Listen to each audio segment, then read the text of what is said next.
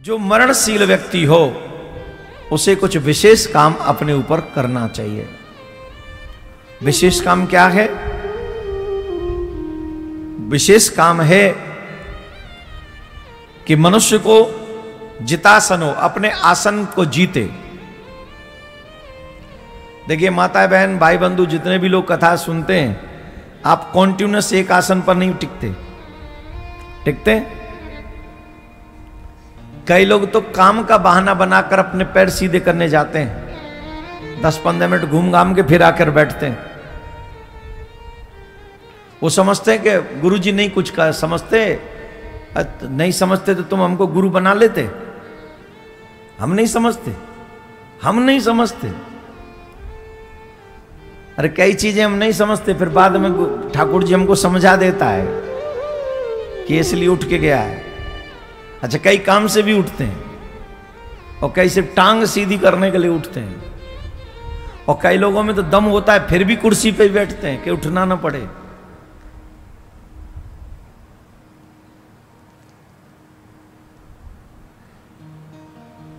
पहला क्या है? बोले जितासनो, अपना आसन जीतो। उस आसन पर पहले दिन से कथा सुननी चाहिए जिस आसन को तुम कभी बीच में छोड़ो नहीं।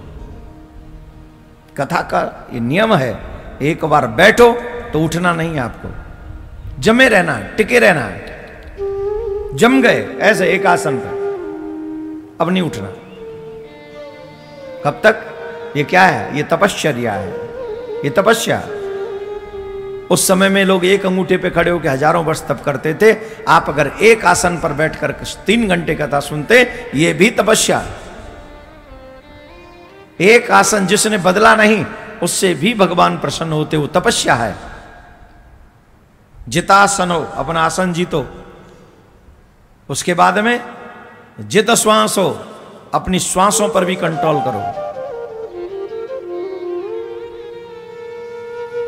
श्वासें नॉर्मल तौर पे जैसे चलती हैं उन्हें रोकने का प्रयास करो, धीरे धीरे, जितना रोक सकते हो आराम से।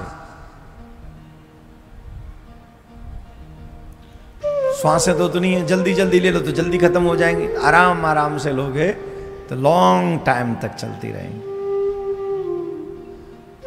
दौड़ने में श्वासें अधिक लगती हैं, बहुत ज्यादा खाने में भी श्वासें लगती हैं, स्त्री प्रसंग में श्वासें बहुत जल्दी ज्यादा लगती हैं, समाप्त होती हैं।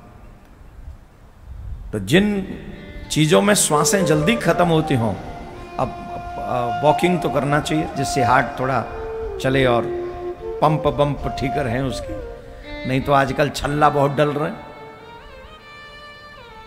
बोले आपकी नस ब्लॉक हो गई, आपकी ये ब्लॉक हो गई। ब्लॉक इसलिए हो गई, तमाम छोले भटूरे खाते रहते हैं और हिलते हैं ही नहीं, पड़े रहते हैं बिस्तर पे, तो नस तो ब्लॉक होंगी ही।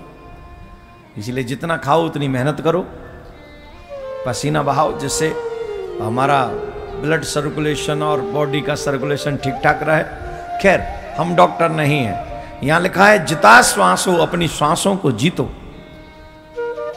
धीरे धीरे श्वास लो। उसके बाद जित संगो, अपना संग सुधारो।